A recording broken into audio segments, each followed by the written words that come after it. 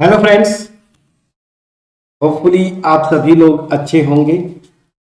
अब जो topic start करने जा रहे हैं, बहुत ही इम्पोर्टेंट टॉपिक है, मोनोटोनिक सीक्वेंसेस। आप खास करके एक एग्जाम आईआईटी जैम, इस एग्जाम को अगर आप ध्यान में दें तो यहाँ पे अक्सर इस कॉन्सेप्ट को लेके मतलब सीक्वेंसेस बना के वो देते हैं, कन्वर्जेंस की बात करते हैं, ठीक है ना। तो वहाँ पे जो मोनोटोनिक सीक्वेंसेस, पहली चीज इनका कॉन्सेप्ट को लेके आगे एक रिजल्ट है जिसको यूज करके हम न्यूमेरिकल्स को भी करते हैं। रिजल्ट ये है, मैं अभी बोल देता हूँ कि कोई भी सीक्वेंस अगर है जो कि मोनोटोनिक सीक्वेंस है और बाउंडेड है ना, तो वो क्या करती है, कन्वर्ज करती है, ठीक है ना फ्रेंड्स। तो बड़ा इंटरेस्टिंग केस है। ये मोनोटोनिक जो सीक्वेंसेस का जो कॉन्सेप्ट मैं बोलूं, तो मोनोटोनिक देखिए ये कुछ नया कॉन्सेप्ट नहीं है। हम लोग फंक्शंस पे किए थे। जैसे रियल वैल्यूड फंक्शंस की बात करें, कुछ फंक्शंस मैं लेता हूं, जैसे for example e to the power x ना। तो आप देखे थे वहां पे भी हम लोग इंक्रीजिंग फंक्शन डिक्रीजिंग फंक्शन के कॉन्सेप्ट सीखे थे। तो ये फंक्शन देखिए मोनोटोनिक इंक्रीजिंग है ना, ई टू द पावर एक्स। तो कैसे करते थे, जब इंडिपेंडेंट वेरिएबल एक्स की वैल्यू को मैं इंक्रीज करूं तो डिपेंडेंट वेरिएबल वाई की वैल्यू भी इंक्रीज करे या कांस्टेंट रहे, ठीक है ना। तो हम क्या बोलते थे कि ये फंक्शन जो है मोनोटोनिक इंक्रीजिंग फंक्शन है। उसी तरीके से डिक्रीजिंग फंक्शन भी बात करते थे मोनोटोनिक। तो सीक्वेंस भी क्या है फ्रेंड्स, एक तरह से फंक्शन ही है ना। सीक्वेंस इनफैक्ट एक तरह से क्या, ये फंक्शन ही होता है जिसका डोमेन सेट क्या है, सेट ऑफ नेचुरल नंबर्स, और को डोमेन सेट क्या है, रियल नंबर्स। यहाँ पे हम रियल सीक्वेंसेस की बात कर रहे हैं, ठीक है। तो सेम जैसे फंक्शन था ना, वैसे ही यहाँ पे भी सीक्वेंसेस को भी मोनोटोनिक इंक्रीजिंग और मोनोटोनिक डिक्रीजिंग की बात करते हैं। अब देखिए जो सीक्वेंस है, यहाँ पे अगर मैं जैसे बोलूँ ना, फंक्शंस में इंडिपेंडेंट वेरिएबल्स की बात करते थे, तो सीक्वेंस को कैसे लिखते हैं आप देखिए, एफ एन ना। और प्रैक्टिकली अगर मैं बोलूँ तो ये याद करिए, फर्स्ट लेक्चर ऑर्डर पेयर में आप लिखते थे तो ये नेचुरल नंबर एन का जो इमेज होता था ना, ध्यान दीजिएगा, ये एफ ऑफ एन, यही ना। अगर मैं इसको लिखता हूं मतलब ये है।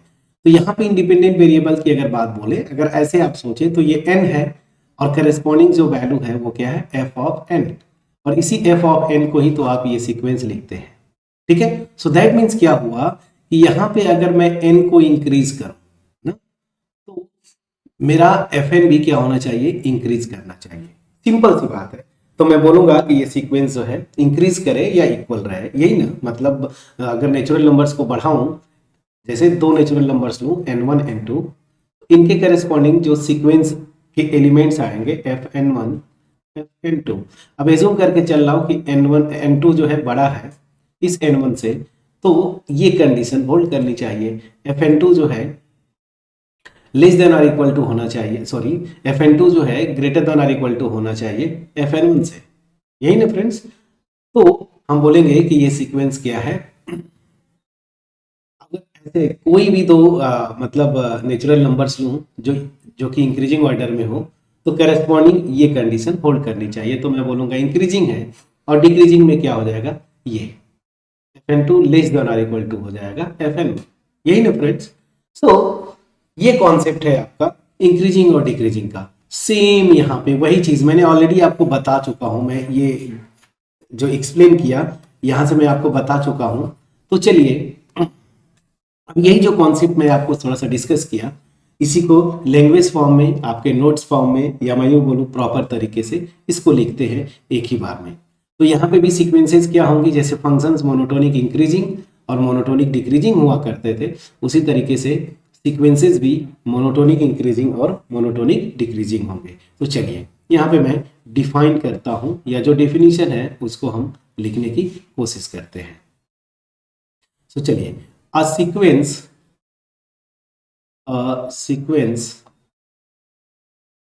एफ एन ना, ये नोटेशन है सीक्वेंस का। So a sequence this is said to be is said to be monotonic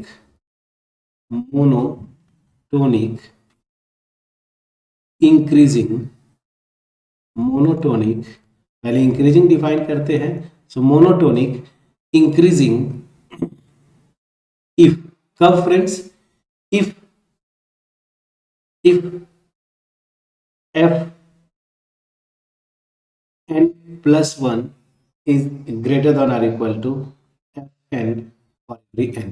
ये सिंगल लैंग्वेज में, जैसे फंक्शन में या मैं n1 n2 बोल रहा था, यहाँ पे क्या है कि कोई भी दो नेचुरल नंबर लेंगे, जैसे देखिए ये नेचुरल नंबर लिया और उससे अगली नेचुरल नंबर के करस्पॉन्डिंग जो सीक्वेंस का एलिमेंट होगा ना, तो वो बड़ा होगा या इक्वल होगा, ग्रेटर या equal.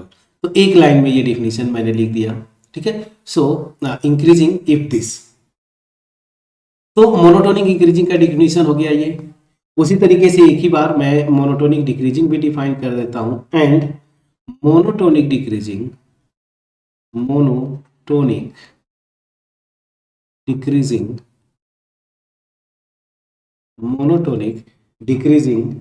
if fn plus 1 is less than or equal to fn, ठीक है ना, फॉर एवरी n। बस सिंपल सा। तो इंक्रीजिंग में, मोनोटोनिक इंक्रीजिंग में ये कंडीशन होगा कि अगर n को इंक्रीज करूंगा तो करस्पॉन्डिंग जो सीक्वेंस के एलिमेंट्स होंगे वो ग्रेटर होंगे या इक्वल होंगे पीछे वाले के साथ।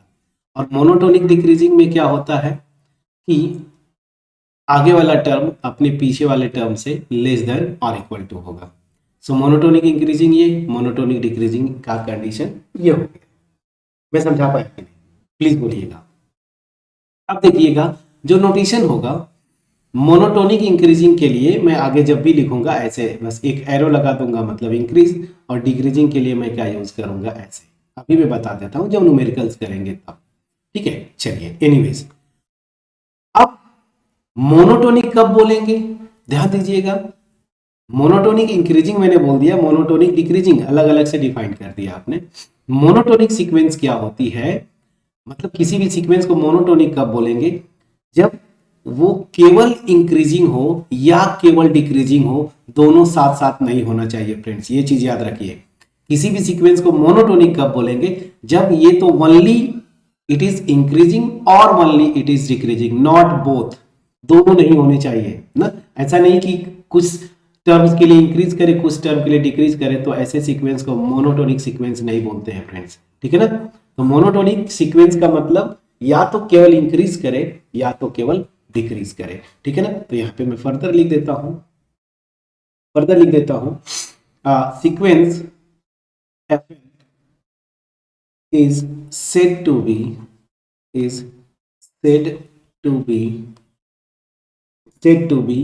monotonic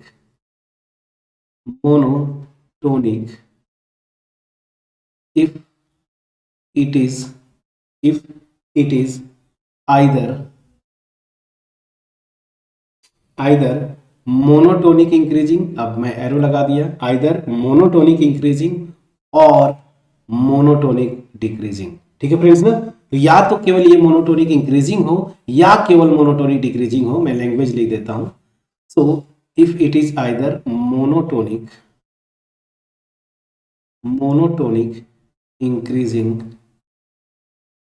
इंक्रीजिंग और मोनोटोनिक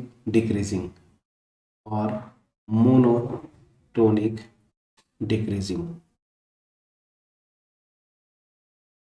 ठीक है ना।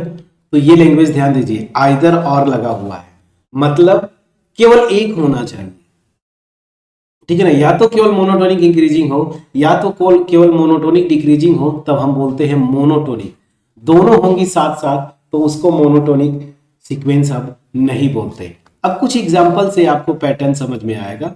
जैसे कुछ एग्जांपल्स, मैं एग्जांपल 1 लेता हूं, बहुत बेसिक एग्जांपल, ठीक है ना। जैसे एक एग्जांपल ये, मैं सीक्वेंस लेता हूं आपका fn, जहां पे fn को मैंने ले लिया for example n for every n greater than और इक्वल टू 1, ठीक है, मैंने ये लिया।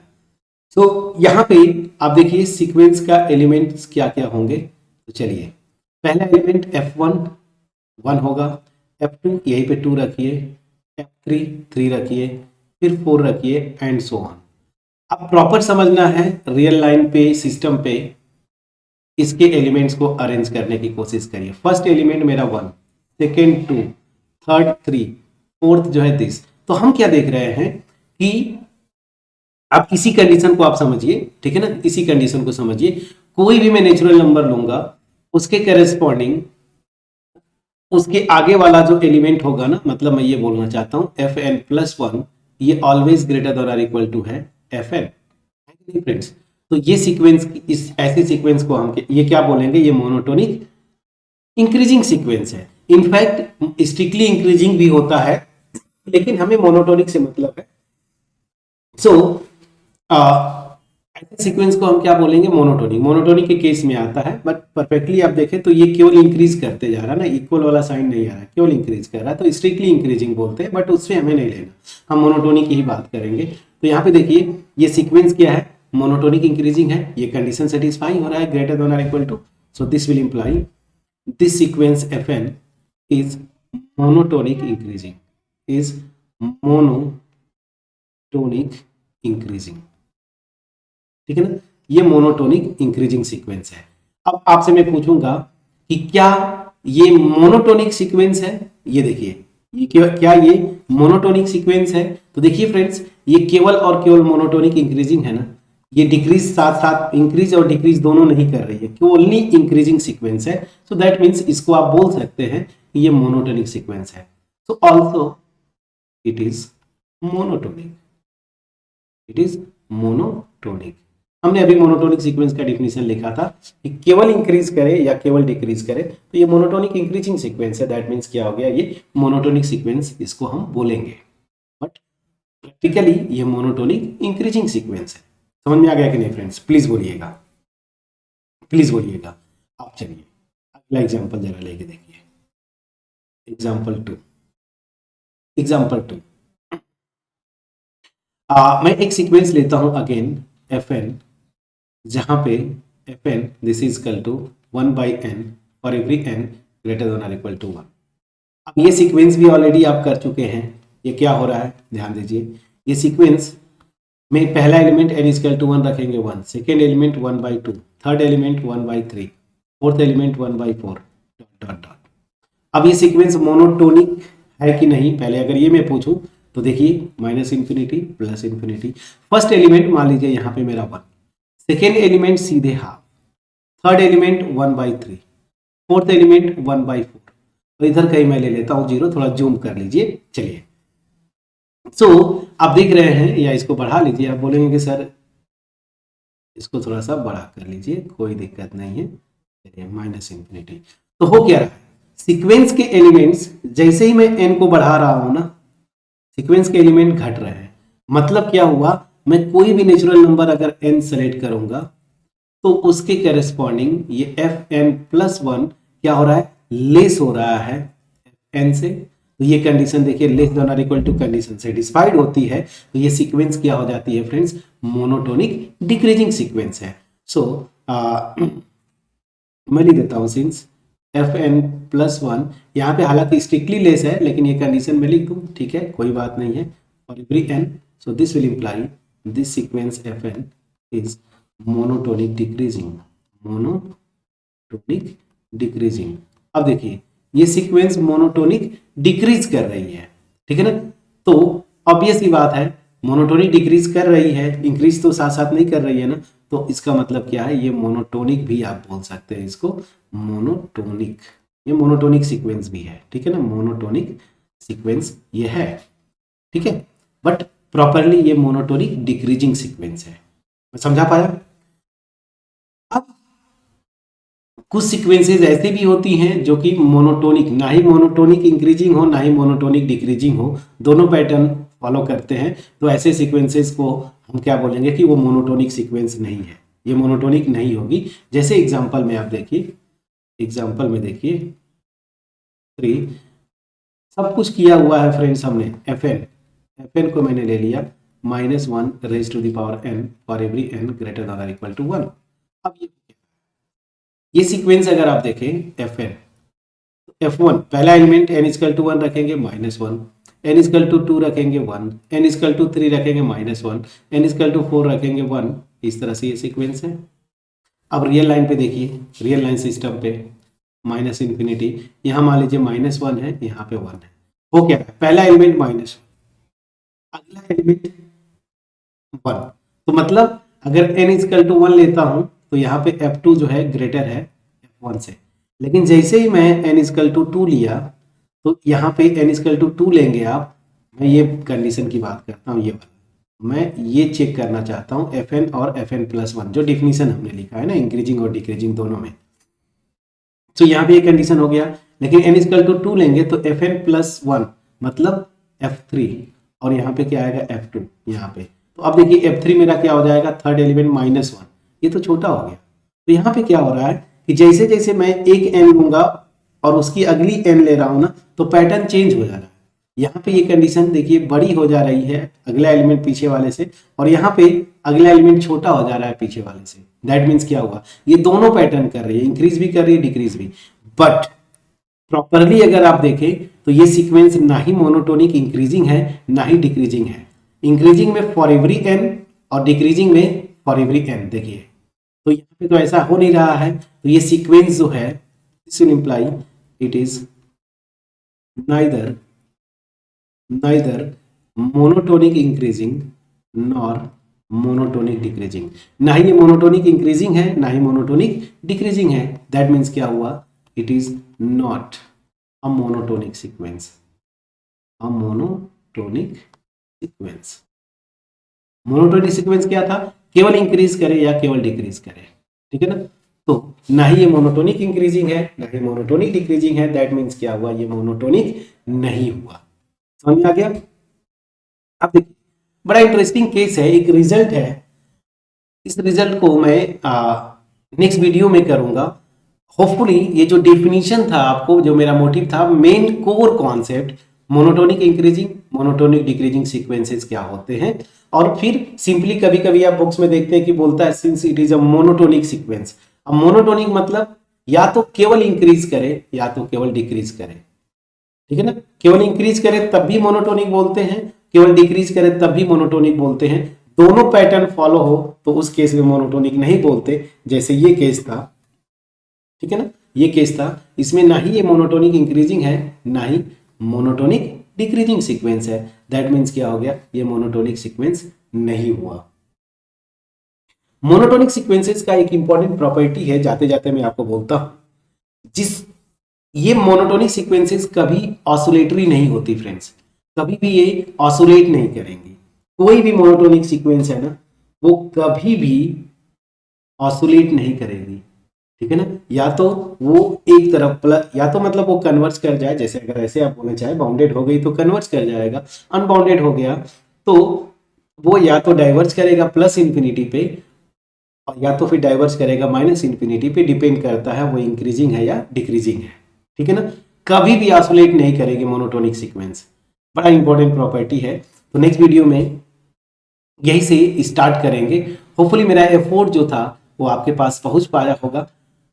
बट फिर से वही, चैनल पे अगर नए हैं सब्सक्राइब करके जाइए, बेल आइकन जरूर क्लिक करिएगा, क्योंकि अभी सीरीज स्टार्ट हुआ तो बहुत आगे तक जाएगा, बहुत कुछ सीखने को मिलेगा इस चैनल पे आपको। और अगर विजिट करते रहते हैं तब तो, और अगर अभी तक आपने सब्सक्राइब नहीं किया तो थोड़ा सा ये डिसअपॉइंटिंग है। तो प्लीज़ सब्सक्राइब करें, बेल आइकन को जरूर क्लिक करिए। मिलते हैं नेक्स्ट वीडियो में, तब तक अपना ख्याल रखें, पढ़ाई करते रहें। Thank you so much friends.